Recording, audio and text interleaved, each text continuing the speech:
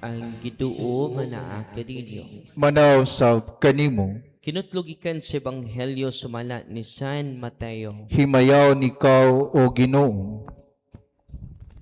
Sa susmingon sa iyang mga tidunan, lakaw kamo og isangyaw nga hapit na maghari ang Dios. Ayuhan ninyo ang mga masakiton, banhawa ang mga minatay, hindui ang mga sanlahon, ug abuga ang mga yawa.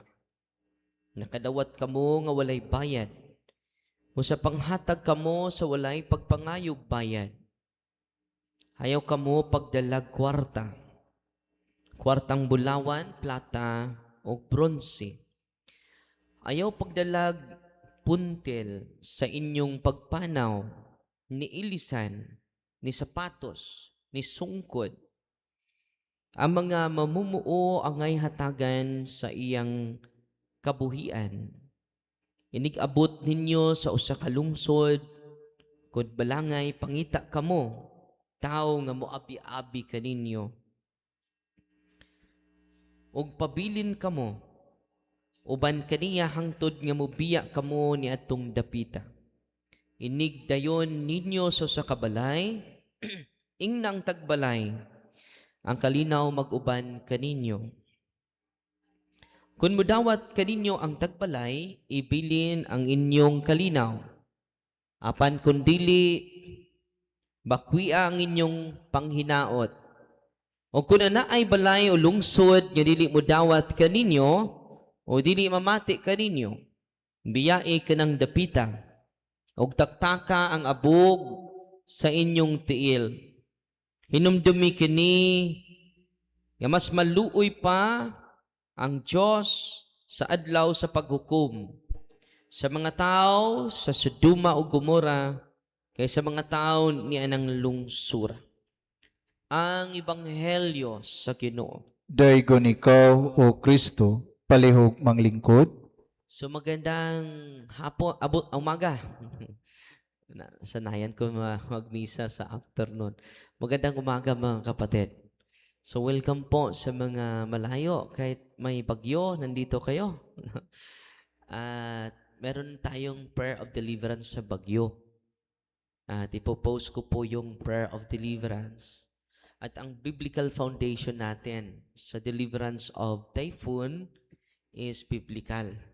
Yun pong muntik ng malunod ang mga apostol kasama si Kristo. At si Kristo ay natutulog lang. Di ba? At sabi ng mga apostol, Panginoon, malapit na tayong malunod. Mamamatay na tayo pero ikaw natutulog lang. At anong nangyari?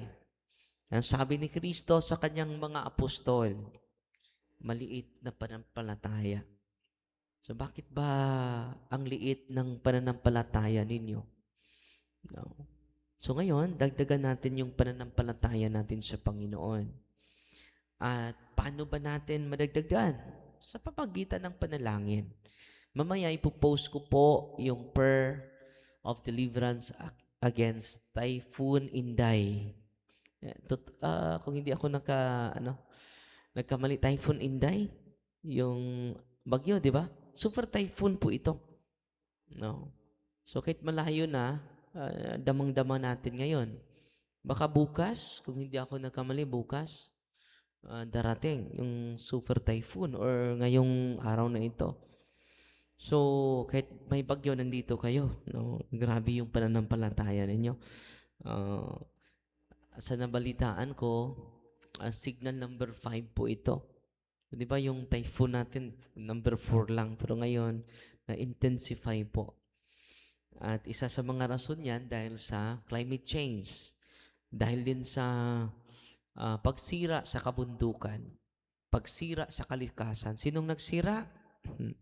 Tayo. No?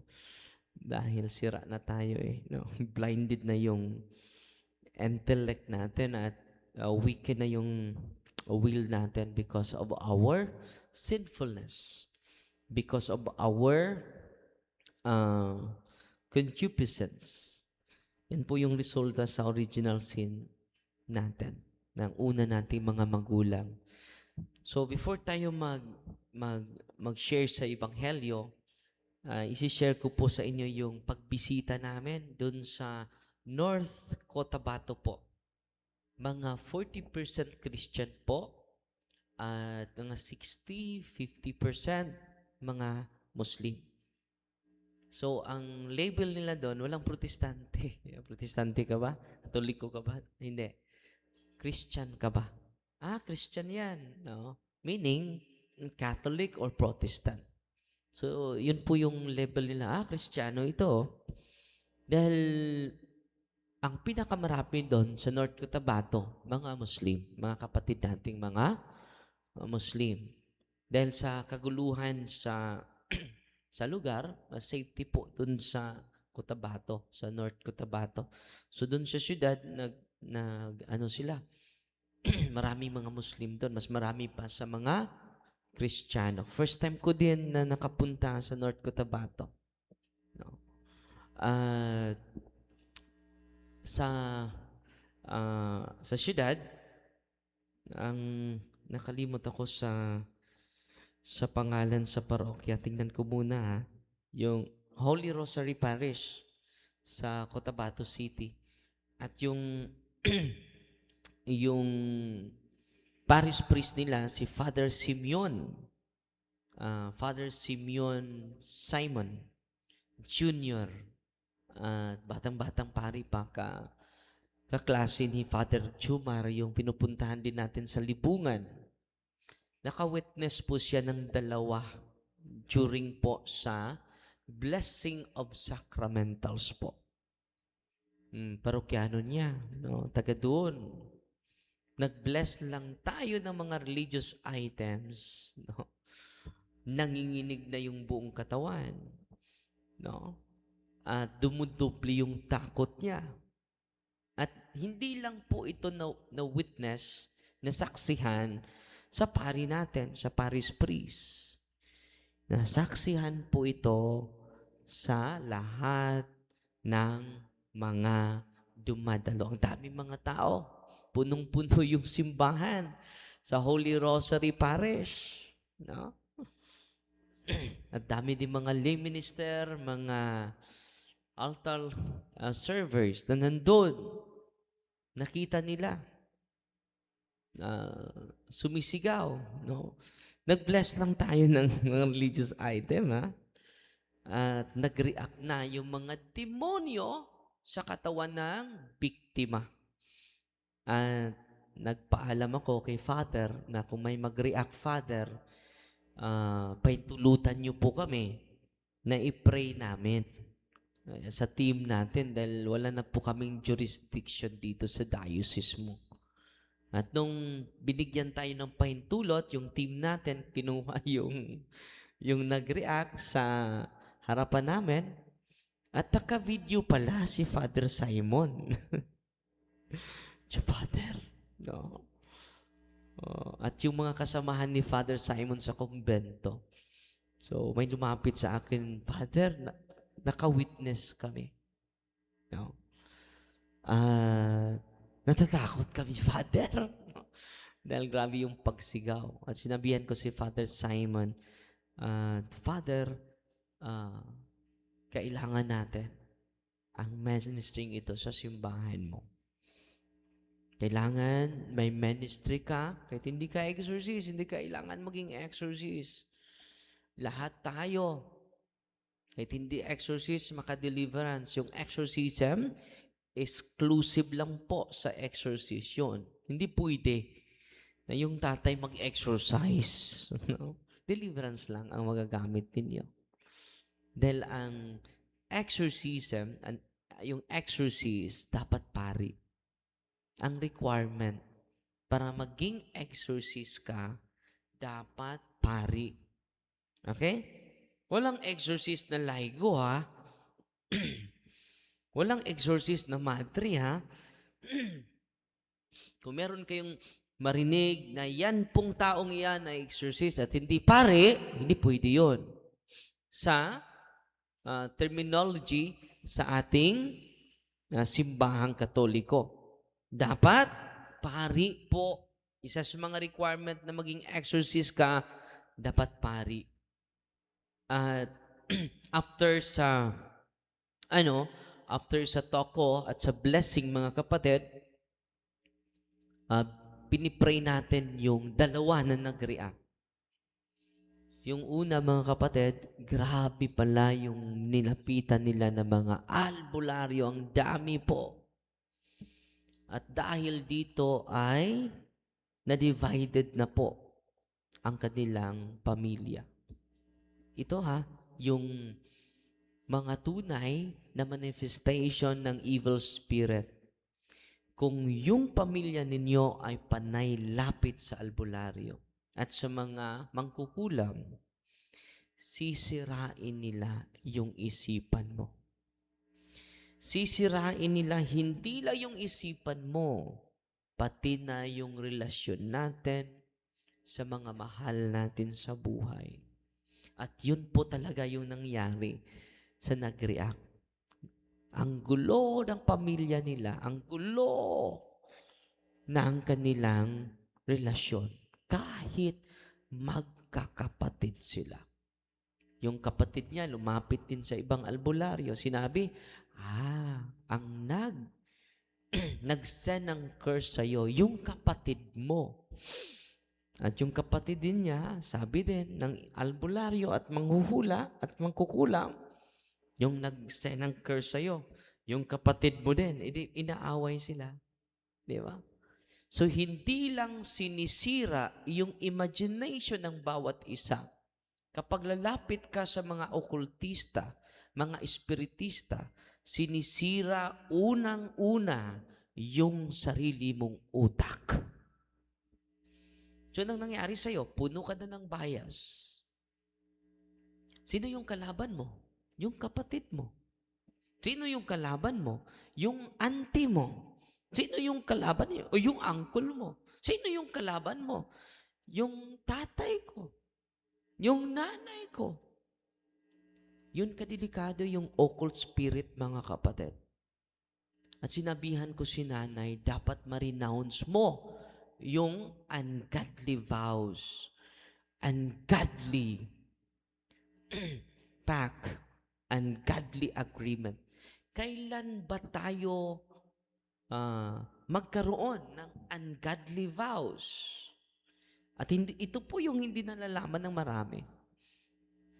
Kailan ba tayo, Father, magkaroon ng ungodly agreement, pact sa demonyo? Ito po, kapag lalapit ka sa mga divination. Kaya nga, sa CCC 21:16, malinaw na malinaw ang sinabi ng simbahan, all forms of divination are to be rejected. Bakit divination? Because they will appear as divine. Kaya nga, marami sa mga albularyo hindi konbensido sa teaching ng simbahan. Pati nga pari pati nga obispo convinced na convinced sa mga divination, sa mga albularyo. Pati nga ako nung dati, seminarista pa ako, hindi ako convinced ang simbahan, all forms of divination. Ang lingwahe ng simbahan, don't go to faith, a traditional cures. Sino ba ito? Mga albularyo. Sino nagsabi nito? Ang simbahan. Basahin niyo yung CCC 21:16, 21:17. Nandun po. No? So, kailan meron tayong unholy, ungodly vows nung lumapit tayo sa albularyo? Lumapit tayo sa mga okultista, mga kapatid. Amen? So, yan po yung experience namin with Father Simeon Samson, mga kapatid.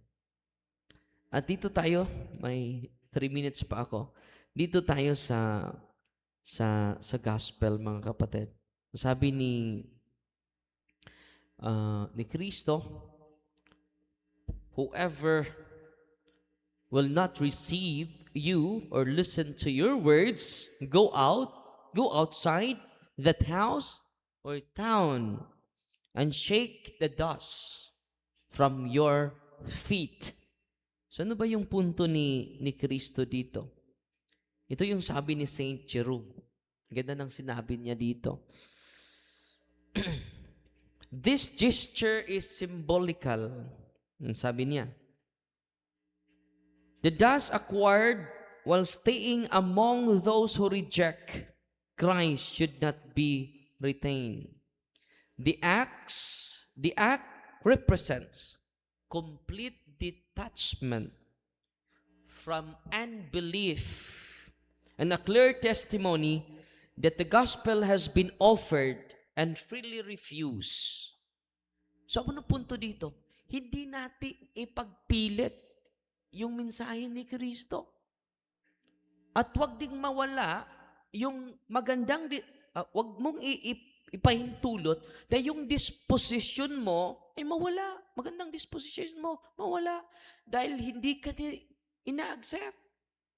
So ang punto yan, wala ka ng responsibility sa mga taong ito na hindi nakikinig sa simbahan, hindi nakikinig sa Santa Iglesia. Huwag mong sirain yung disposition mo dahil they refuse to listen. Galit na ako sa'yo. Hindi ka makinig eh. So wala ka ng responsibilidad sa kanila. Because the gospel, sabi ni St. Jerome, the gospel has been offered and freely given. So ang gagawin natin, shake the dust of your feet. Yung abog ni mo, itaktak. Di ba? Abog sa kahiubos, abog sa kasubo, kaguol, itaktak mo. No. Because you are not responsible anymore to the consequence that they receive in the future. Amen? Palig manindog ta.